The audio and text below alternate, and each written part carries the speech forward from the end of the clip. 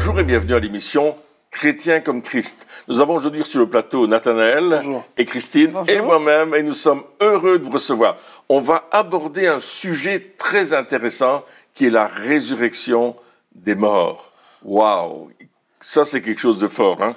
Et bien sûr, on va parler là-dessus parce qu'on aimerait vous enseigner ce que la Bible dit par rapport à cela pour que notre foi soit fondée sur la parole de Dieu. Alors Christine, je te laisse la parole. Eh bien, on va d'abord lire un verset donc dans l'Évangile de Jean, chapitre 5, où Jésus disait « Ne vous étonnez pas de cela, car l'heure vient où tous ceux qui sont dans leur sépulcre entendront sa voix et sortiront. Ceux qui ont fait le bien ressusciteront pour la vie, et ceux qui ont fait le mal ressusciteront pour être condamnés. » Et ce passage nous montre que après la mort, il y a quelque chose. Il y aura une résurrection. Ouais, donc ça veut dire que voilà, tous ceux qui sont morts aujourd'hui, un jour, il y aura quelque chose qui va se passer et qui va faire que, eh bien, ils vont revenir. Et c'est pas seulement ça, mais aussi il y aura une espèce de jugement qui sera fait, si je comprends bien le passage. Oui, tout à fait. Un certain pour la vie et d'autres pour être condamnés. Alors c'est exactement ce qui va se passer selon ce que Jésus nous enseigne dans les évangiles. Mais je voudrais qu'on aborde un concept par rapport à notre vie à nous, qui est une vie finie. On commence un jour, on termine à une date. Hein, on naît, on meurt, on peut dire la date entre les deux. Mais après cela, il y a quelque chose qui continue, et la Bible appelle ça l'éternité. Parce que Dieu est un Dieu éternel. Et souvent on dit, tiens, il est parti dans l'éternité, quand quelqu'un est décédé. Donc, qu'est-ce que ça veut dire? De quoi est-ce qu'on parle, Christine? Effectivement, on parle d'un concept difficile à comprendre pour nous, quoique en mathématiques, il y a ce qu'on appelle l'infini, hein, l'infini qui n'a pas de commencement, qui n'a pas de fin, et l'éternité, c'est un peu l'infini du temps. Et notre Dieu, comme tu le disais, est un Dieu éternel.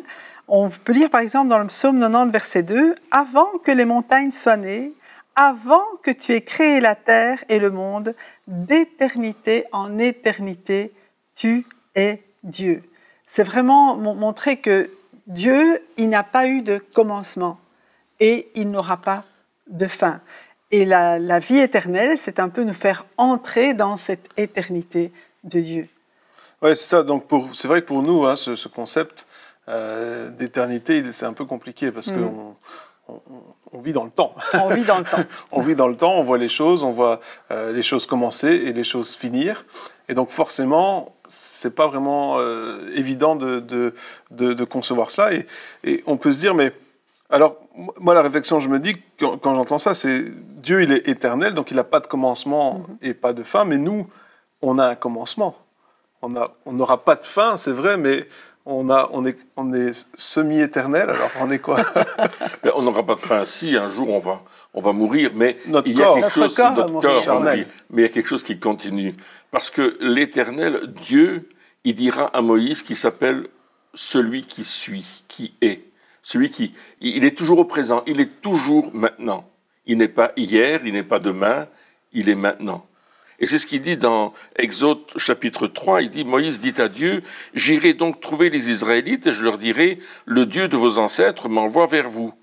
Mais s'ils me demandent quel est son nom, que leur répondrai-je » Dieu dit à Moïse, « Je suis celui qui suis. » Et il ajouta, « Voici ce que tu diras aux Israélites, je suis, m'a envoyé vers vous. » C'est un texte vraiment intéressant de voir que Dieu s'appelle je suis. Oui, parce que finalement, nous, lorsqu'on parle au présent, c'est un peu une erreur, dans le sens où le présent, le temps que je dise quelque chose, est déjà passé. Il est passé.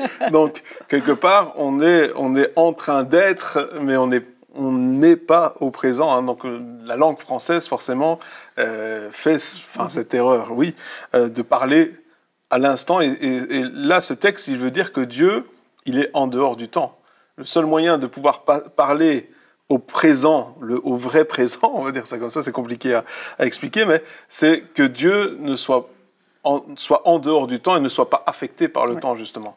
En fait, le temps a commencé avec la création. Il y eut un soir, il y eut un matin, ce fut le premier jour. Avant cela, il n'y avait que l'éternité. Et quand il n'y aura plus de temps, parce que la Bible dit aussi à un certain moment, il n'y aura plus de temps, on voit dans Apocalypse chapitre 10, versets 5 et 6, on voit « Et l'ange que je voyais debout sur la mer et sur la terre leva sa main droite vers le ciel et jura par celui qui vit au siècle des siècles, qui créa le ciel et les cieux qui s'y trouvent, et la terre et ceux qui s'y trouvent. Donc il jura qu'il n'y aurait plus de temps. » Et le mot, c'est le chronos. Donc à un certain moment, il y aura plus, le temps n'existera plus. Quand nous aussi, on sera dans cette éternité, dans ce toujours présent. La question qu'il faut se poser, mais c'est qu'est-ce que ça fait pour nos vies? Qu'est-ce que ça veut dire pour nous? Qu'est-ce que ça change finalement de savoir qu'il y a une éternité ou pas? Ça change déjà de savoir que notre vie n'est pas limitée à ce que nous vivons ici sur Terre. Et ça, Dieu l'a mis dans le cœur de tout homme. Dans Ecclésiaste chapitre 3, 11, on voit que Dieu fait toutes choses belles au bon moment, au moment voulu. Il a même mis dans leur cœur la pensée de l'éternité, même si l'homme ne peut pas comprendre l'œuvre que Dieu accomplit du début à la fin. Et ça, on peut dire, mais ici, on vit et on vit pour le présent, vivons le temps présent, après, il n'y aura plus rien. Mais dans le fond du cœur de chacun, il y a cette pensée de l'éternité. Il y a soit cette aspiration à vivre de plus en plus, ou de plus en plus longtemps, soit la peur aussi de ce qui peut se passer après. Mais chacun a en soi la notion que c'est pas fini, que tout n'arrête pas à la mort. Et ça, c'est Dieu qui l'a mis dans leur cœur, dans nos cœurs.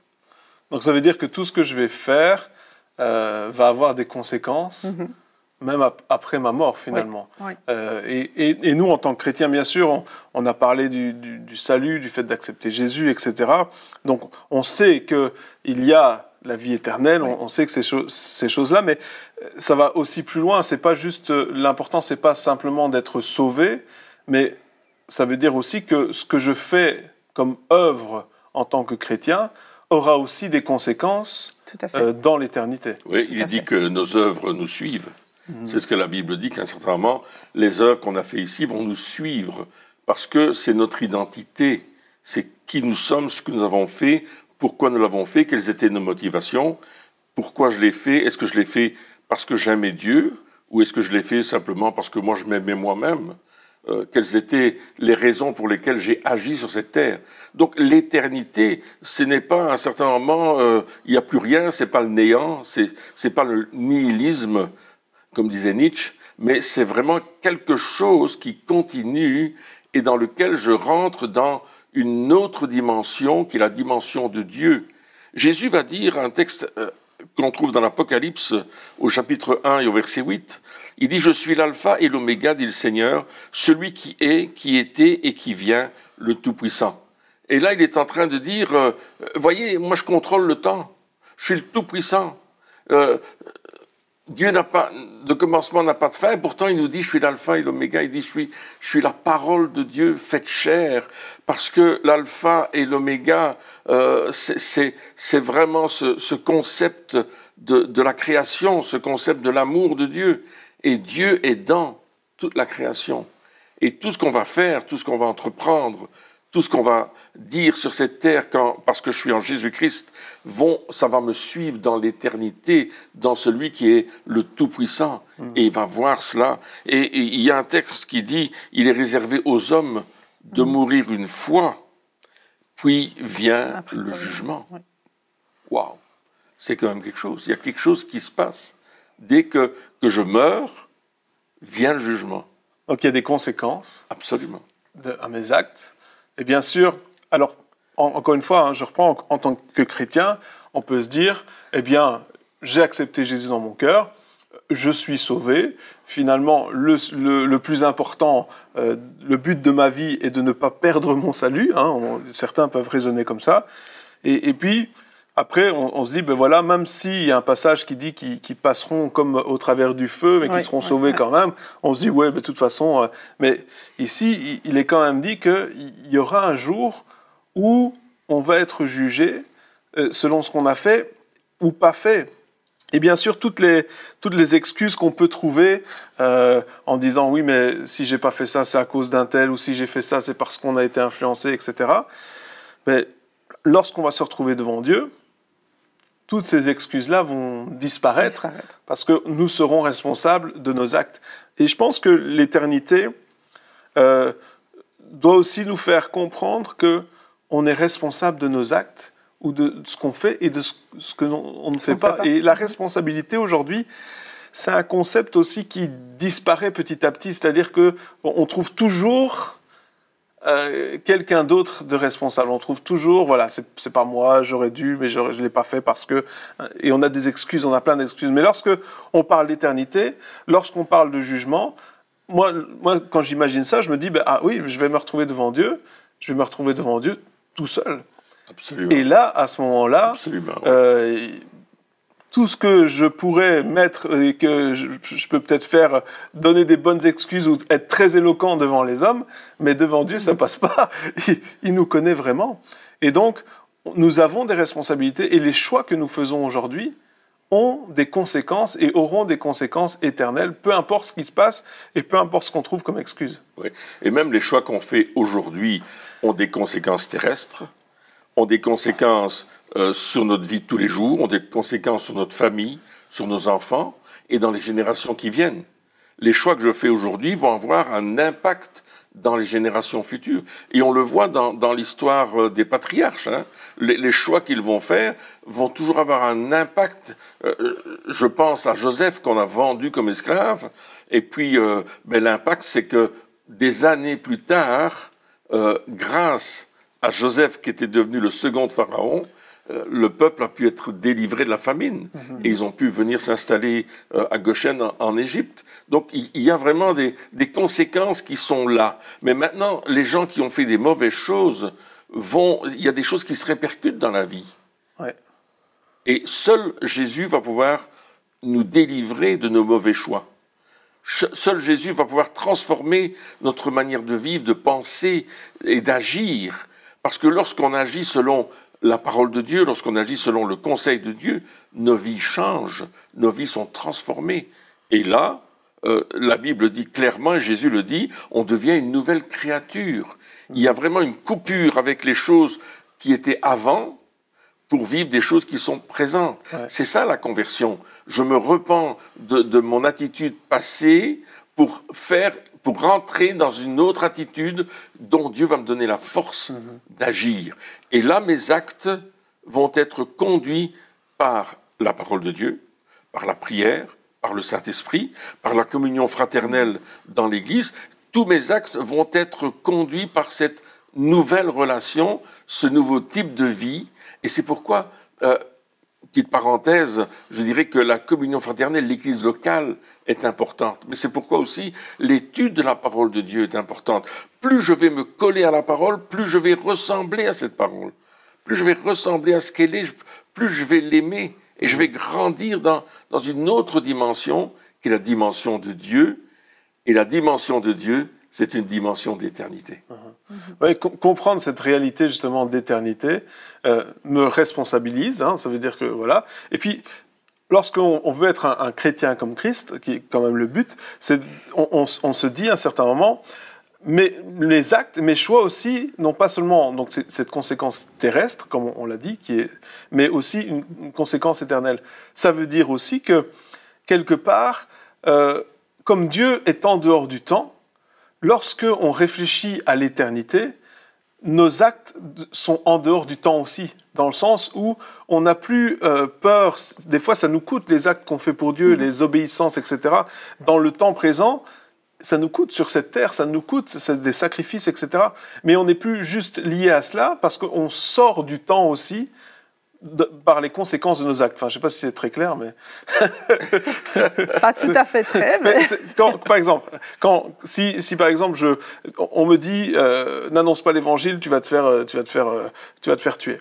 Moi, je le fais, je me fais tuer. Mais ce n'est pas grave parce que la personne a accepté Jésus et dans l'éternité, ça a une conséquence. Oui, tout à fait. Et donc, mes actes sortent du temps, sortent du temps et ont une conséquence dans l'éternité. Et je pense que un chrétien qui veut être comme Christ doit réaliser les conséquences de l'éternité, doit réaliser que finalement, les choses que l'on fait ou pas, ont une portée éternelle. Ils ont une portée éternelle, et donc c'est vraiment ça l'important. Tout à fait. Pas de se faire tuer, c'est pas le but. C'était un petit peu extrême. Mais... Non, mais c'est en fait porter du fruit pour le royaume de Dieu. C'est chercher le royaume de Dieu et sa justice. C'est savoir que quand Jésus revient, il va pouvoir récolter ce fruit aussi qu'on a porté. C'est savoir, comme tu dis, que si on amène quelqu'un au Seigneur, on va le retrouver pour l'éternité. Ouais. C'est pas seulement pour ici-bas. Donc oui, on parlera aussi de cela, hein, de chaque acte qu'on pose qui a une répercussion, qui a une conséquence, et on verra qu'il y a aussi des récompenses par rapport à ce que nous faisons ici sur la terre. Si nous souffrons ici pour Jésus et que nous acceptons ces sacrifices, bon, on sait qu'il y aura une rémunération. Peut-être pas spécialement sur la terre, parce que ça peut effectivement se terminer par la mort physique, mais il y aura une rémunération qui sera éternelle. Mais ça, on aura l'occasion d'en parler un peu plus loin. Oui, parce que justement, lorsqu'on obéit à Dieu, des fois, notre réputation en souffre. Enfin, je veux dire, et si on est bloqué dans le temps ici présent, on se dit, finalement, est-ce que ça vaut vraiment le coup de perdre toutes ces choses-là? Parce que qu'est-ce que ça va changer? Et des fois aussi, ce que l'on fait, nos actes d'obéissance, on ne voit pas nous-mêmes les répercussions qu'ils ont. C'est-à-dire qu'on a obéi à Dieu, mais on ne voit aucun changement, on a l'impression qu'il n'y a pas de fruit, qu'il n'y a pas d'impact, alors que peut-être des années après, eh bien, il y aura un impact, et donc, voilà, c'est juste, on sort... nous ne le verrons pas sur et nous ne le verrons peut-être même pas, mais on le verra dans l'éternité. On le verra dans l'éternité, c'est clair. Et c'est l'apôtre Pierre qui est arrêté parce qu'il a guéri un boiteux de naissance, hein, qui est trouvé à la porte appelée la Belle du temple de Jérusalem, et il est arrêté, et ils sont jugés pour cela. Et puis Pierre va dire qu'il vaut mieux obéir à Dieu plutôt qu'aux hommes. C'est-à-dire que Pierre a pris délibérément le choix de dire « je vais obéir à Dieu ». Et plus tard, l'apôtre Paul, quand il va devenir Paul, qui ne sera plus Saul de Tarse, le persécuteur, mais qui deviendra Paul l'évangéliste, l'apôtre qui va toucher les païens, eh bien, à un certain moment, Paul va être lapidé parce qu'il a annoncé l'évangile. Et on va le tuer, parce que le lapidage, c'est on te casse les jambes, on te couvre de cailloux, de coups, c'est terrible. C'est jusqu'à un moment, à mort. Oui, jusqu'à la mort. Oui. Et là, les disciples entourent, et qu'est-ce qui se passe? Paul se relève. Et il rentre dans la ville pour annoncer l'évangile. Ouais. Il a fait un choix délibéré. Et on a d'autres exemples dans l'histoire, hein, comme le Sadhu Sundar Singh, par exemple, qui lui avait été enfermé dans un puits, et puis qui miraculeusement est sorti du puits. Quelqu'un est venu le délivrer, alors que c'était seulement le chef du village qui avait la clé de cet endroit-là. Évidemment, les gens ont dit, mais qu'est-ce qui se passe avec lui? Qui est-il? Il avait obéi à Dieu, il a prêché l'évangile. Et on peut voir des tas d'exemples comme ça de personnes qui ont accepté à un certain moment le sacrifice de leur vie pour obéir à Dieu, parce qu'ils ont compris qu'ils n'étaient que de passage sur cette terre, mais qu'il y avait un futur éternel dans lequel on allait aller et rencontrer Dieu. Ouais, c'est quand justement cette réalité de l'éternité a plus d'importance dans nos vies, a une priorité quelque part sur la réalité du temps terrestre. Et ce qui se passe à ce moment-là, c'est que ce genre de personnes, ils n'ont rien à perdre. C'est vrai. Et donc, ils sont extrêmement dangereux pour le diable et extrêmement efficaces pour Dieu. Parce que justement, lorsque on peut penser que ce concept d'éternité n'est pas important, le fait de comprendre qu'on est éternel, finalement, c'est juste, bon, oui, je le sais, non. Mais lorsqu'on croit, et lorsqu'on croit, lorsqu'on sait, lorsqu'on connaît l'impact que ça va avoir, à ce moment-là, ça change littéralement notre manière de voir les choses. Le temps, quelque part, n'a plus d'emprise ou beaucoup moins d'emprise sur notre manière de voir les choses. Alors évidemment, sur notre corps, le temps, il aura toujours une emprise. Il se marque. Mais en tout cas, sur notre esprit et sur notre façon de faire et d'agir, le temps qui finalement c'est quoi le temps? Parce qu'on est tous soumis au concept du temps. Alors, Oui. il y a la technologie aujourd'hui qui essaie de repousser les limites de toute chose, mais le temps, il n'y a personne qui peut le battre. C'est vrai. On ne peut pas le battre. Alors que lorsque on est avec Dieu et qu'on sait qu'on est éternel et qu'il y aura justement cette éternité après la mort, eh bien, on peut dire, moi, je vais faire des choses qui vont avoir un impact qui ira bien plus loin que juste cet impact sur la terre. Et on remarque qu'on a souvent cette réflexion des gens qui disent on a la montre, mais on n'a pas le temps. Ouais. C'est vrai. Et je trouve qu'on a plein d'objets aujourd'hui, comme les lave-vaisselle, comme les fours à micro-ondes, et des choses, les maisons qui sont branchées électroniquement sur votre smartphone, etc. Et malgré ça, on n'a pas le temps. Ouais. On n'a pas le temps de se voir, on n'a pas le temps de parler, on n'a pas le temps d'être ensemble. Et pourtant, Dieu dit qu'il a mis dans le cœur de l'homme la pensée de l'éternité. Ouais. Et on a donc ce concept en nous de savoir qu'il y a autre chose que notre temps chronos, horloge, montre, même si c'est votre montre branchée Connecté, sur ouais. votre iPhone, je sais tout quoi, hein, ou tout ce que vous voulez. Mais, et aïe, aïe, aïe, parfois ça va mal. Mais malgré cela, Dieu nous dit, attention, il y a autre chose, il y a mon temps à moi. Il y a le temps de Dieu. Et quand le texte de l'Apocalypse que tu as lu en disant qu'il n'y aura plus de temps, chronos, parce que nous serons dans le temps kairos de Dieu. Le temps de Dieu, le temps que Dieu, dans lequel il est. Et en fait, il est hors du temps. Ouais. Donc, c'est pour ça que c'est difficile de difficile à parler du temps, comprendre. et du chronos et du kairos, etc. quoi, hein. Oui, c'est vrai, mais comme tu disais, le plus important, et la Bible est pleine de références justement à l'éternité. Et même, on peut dire par exemple une parabole que Jésus a donnée dans Luc chapitre 16, à partir du verset 19, il dit « Il y avait un homme riche qui s'habillait de pourpre et de fin lin et qui chaque jour menait joyeuse et brillante vie. Un pauvre du nom de Lazare était couché devant son portail, couvert d'ulcères.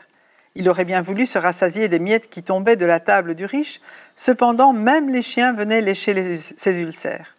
Le pauvre mourut et fut porté par les anges auprès d'Abraham. Le riche mourut aussi et fut enterré. Dans le séjour des morts, en proie à une grande souffrance, il leva les yeux et vit de loin Abraham avec Lazare à ses côtés. Il s'écria « Père Abraham, aie pitié de moi et envoie Lazare pour qu'il trempe le bout de son doigt dans l'eau afin de me rafraîchir la langue, car je souffre cruellement dans cette flamme. » Abraham répondit « Mon enfant, souviens-toi que tu as reçu tes biens pendant ta vie et que Lazare a connu les maux pendant la sienne. Maintenant, il est consolé ici et toi tu souffres. » Et là, c'est peut-être une parabole, mais c'est une parabole qui montre, après la mort, il y a quelque chose et il y a une rétribution pour les actes qu'on a menés. Alors bien sûr, on sait que si nous sommes chrétiens, il n'y a pas de condamnation pour ceux qui sont en Jésus-Christ, mais ça veut dire aussi, eh bien, menons une vie qui est digne du Seigneur parce qu'il y a des conséquences. Et Jésus parle de ce qui se passe après la mort. Et il en parle à de nombreuses reprises. Et toute la Bible est pleine de ce concept justement de l'éternité, pour que nous soyons conscients que nous sommes voyageurs sur cette terre. Il y a aussi énormément de passages qui disent on est voyageurs sur la terre. Et la foi, c'est justement de voir aussi que notre vie ne se limite pas justement à ce que nous vivons ici-bas, mais que nous préparons notre éternité. Oui, et ce qu'on peut voir aussi, c'est que le temps de l'individu s'arrête sur la terre au moment où il meurt. Et puis on peut voir qu'il n'est pas question de se réincarner. Oui. Il y a un concept aujourd'hui qui dit que, un concept oriental qui dit que les gens vont se réincarner, revivre une vie, etc. Mais là, on voit pas du tout cette réincarnation avec ce mauvais riche.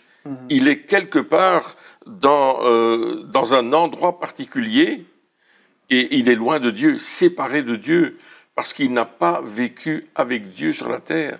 Il est allé là où il voulait aller, il a choisi sur la terre ce qu'il allait faire dans l'éternité. Tandis que le pauvre Lazare, lui, qui aimait Dieu, qui était aimé de Dieu aussi, je pense que tous les deux étaient aimés de Dieu, mais tous les deux n'avaient pas compris que Dieu les aimait. Et Lazare, lui, l'avait compris, et il avait été transporté par les anges dans la présence de Dieu. Le sein d'Abraham représente la présence de Dieu, l'amour éternel de Dieu qui est là. Et on voit qu'il y a vraiment quelque chose de très difficile entre cet homme-là qui est dans le tourment, qui semble avoir soif, qui semble être déshydraté dans un moment difficile. Ça nous montre ce qu'est l'enfer. Et ça nous montre avec le Lazare que là, c'est la présence de Dieu et il se repose. Oui. Tandis que l'autre, il essaie de trouver une solution. Et puis, on voit aussi que, bon, Lazare, hein, dans ce cas-ci, mais il a souffert sur la terre. Oui. Et des fois, on essaye de dire, un chrétien ne devrait jamais souffrir, ne devrait pas avoir de souffrance, d'épreuves, de problèmes. Et si c'est le cas, alors c'est que forcément, il doit être en dehors de la volonté de Dieu. Ça veut dire qu'il est dans le péché, ça veut dire, etc. Moi, je me souviens que j'ai fait des études en Oklahoma et pendant que j'étais là, il y a eu des tornades, hein, c'est le pays des tornades, et il y avait une famille qui était là, qui a perdu sa maison pendant cette tornade. Elle s'est envolée. Elle s'est complètement détruite. Hein. Wow. Tout ce qui restait, c'est la cheminée qui était en briques. Mais, on a été les aider, etc., pour leur souvenir, tout ça. Mais je me souviens que certaines personnes disaient oui, mais s'ils ont eu ça, c'est un jugement de Dieu sur leur vie, il y a sûrement quelque chose qui est caché, et ce genre de choses. Des fois, il y a des concepts qui sont totalement faux, hein, parce que la Bible, elle dit, le soleil brille sur la tête des justes comme des injustes, et donc, il arrive des malheurs, il y a des souffrances, il y a des choses, qu'on soit chrétien ou non chrétien, et des fois, on en a parlé, lorsque justement on parle de Dieu, on est encore plus persécuté, on souffre encore plus, mais ce qu'il faut savoir, c'est que c'est seulement momentané. C'est-à-dire que c'est vrai que on aimerait, et puis on voit que l'idéal, ce serait d'avoir plein de belles choses et de jamais souffrir, etc. Mais finalement, si on a cette vision de l'éternité, on se rendra compte que ces choses-là ne sont que passagères. C'est ça. Et qu'elles ne nous empêchent pas de faire la volonté de Dieu, elles ne nous empêchent pas de vivre comme Dieu veut que nous vivions. Tandis que si on s'arrête juste dans le temps, on se dit « Ah, mais je souffre, c'est pas normal, il faut absolument que j'arrête de souffrir. » Alors, je dis pas qu'il faut accepter toujours la souffrance, c'est pas ça que je suis en train de dire, il faut un équilibre aussi, mais savoir que, eh bien, il arrive que nous passions par des moments de souffrance et finalement, ils ne sont que passagers. Parce que ici, le pauvre qui était plein d'ulcères, finalement, eh bien, il a passé l'éternité dans le sein d'Abraham. Et du coup, l'éternité par rapport à une vie, il n'y a pas de comparaison. La vie, c'est rien du tout. Hein. La vie, c'est une vapeur. Oui, c'est ça. David disait que finalement, c'est rien. C'est juste un passage. Mais si je me souviens bien, tes amis étaient responsables des jeunes. De la jeunesse, il y avait la caisse de la jeunesse qui était là aussi pour partir en voyage quelque part. Ça, je ne me souviens pas, mais... Oui, tu avais raconté ça à l'époque. Oui. Je ne me souviens pas de tout, mais voilà. En tout cas, tout ça pour dire que on doit avoir ce concept de l'éternité et accepter qu'on n'est que de passage sur cette terre. Eh bien, chers amis, merci de nous avoir suivis pour cette émission et on se retrouve très bientôt pour la suite. Au revoir.